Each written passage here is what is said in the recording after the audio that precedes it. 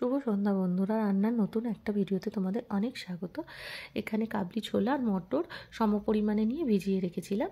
আর এখানে প্রেশার কুকারের মধ্যে আগে কাবলি ছোলা আর মটর দিয়ে দিলাম, আর তারপরে দিয়ে দিলাম নুন আর কাঁচা লঙ্কা দুটো ফাটিয়ে দেবো, আর দিয়ে দেবো অর্ধেক টমেটো, কিছুটা আদা কুচি, কয়েক কোয়া রসুন, পেঁয়াজ কুচি দিয়ে তারপরে জল দিয়ে দেবো, বুঝে জলটা দিতে হবে। দিয়ে বেশ কয়েকটা সিটি মেনে নেব। আমি প্রায় 12খানা মতন সিটি দিয়েছিলাম, ঠিক আছে। তারপরে দেখলাম বেশ নরম হয়ে গেছে, আর যেগুলো কাঁচা মশলা দিয়েছিলাম সেগুলো খুব ভালো সেদ্ধ হয়ে একদম গলেই গেছে প্রায়। যাই হোক, এবার কড়াইয়ের মধ্যে আমি তেল দিয়ে দিলাম, তাতে দিয়ে দিলাম সাদা জিরে আর একটা তেজপাতা ফোড়ন দিয়ে যে কুচো করে আলু কেটে রেখেছিলাম, আলুগুলো খুব ভালো করে নুন দিয়ে ভাজা ভাজা করে নেব। একটু ভালো করেই ভাজতে হবে, এতেই আলুটা প্রায় সেদ্ধ হয়ে যাবে। তারপরে দিয়ে দিলাম কাশ্মীরি লঙ্কার গুঁড়ো, দিলাম হলুদ, দিলাম জিরের গুঁড়ো, ধনের গুঁড়ো দিয়ে খুব ভালো করে নাড়াচাড়া করে নিতে হবে। আর এটা একদম লো ফ্লেমে করতে হবে, ঠিক আছে, যাতে মশলাটা না পুড়ে যায়। আর তারপরে দিয়ে দিলাম একটা ডিম, এখানে তোমরা দুটো ডিমও দিতে পারো।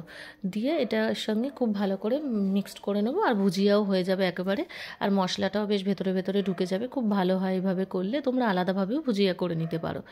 এরপর একটু চিনি দিয়ে নেব, দিয়ে খানিকক্ষণ একটু নাড়াচাড়া করে সেদ্ধ মটর আর কাবলি ছোলাটা দিয়ে দেবো ওর মধ্যে, দিয়ে আবারও ভালো করে মিক্সড করে নেব, খানিকক্ষণ ধরে আর কি একটু কষিয়ে নেব, তাহলে বেশ ভালো লাগে। মশলার সাথে একটুখানি বেশি মটর আর ছোলাগুলোকে কষিয়ে নিলে সুন্দর হবে। এখানে দিয়ে দিলাম 1 চামচ মিট মশলা, এটা আমি সানরাইজের মিট মশলাই দিয়েছি, ঠিক আছে, তাহলে খুব সুন্দর একটা টেস্ট আসে। এরপর উষ্ণ গরম 2 কাপ জল এর মধ্যে দিয়ে দেবো, একদম মানে পাতলাও হবে না আবার খুব গাঢ়ও হবে না। দিয়ে ঢাকা চাপা দিয়ে খানিকক্ষণ রান্না করলাম, প্রায় 10 মিনিট মতন, একদম লো ফ্লেমে।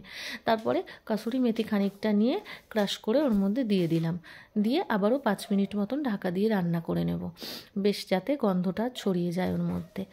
আর তারপরে আমি গ্যাসটাকে বন্ধ করে দিয়ে খানিকক্ষণ ঢেকে রেখে দেবো। তারপর তোমাদের ঢাকনা খুলে দেখাবো যে একদম কালারটা কতটা সুন্দর হয়েছে, আর খেতেও কিন্তু ততটাই সুন্দর হয়। আর এটা রুটি পরোটা সব কিছুর সাথেই খাওয়া যায়। তোমরা এইভাবে করে দেখো একদিন, তারপরে আমাকে কমেন্ট করে জানিও কেমন হয়েছে। আমি খেয়েই ভয়েস ওভারটা দিয়েছি, খুব সুন্দর হয়েছে। আমি রাতে খেয়েছিলাম রুটি দিয়ে, তোমরা পরোটা দিয়েও খেতে পারো, লুচি দিয়েও খেতে পারো।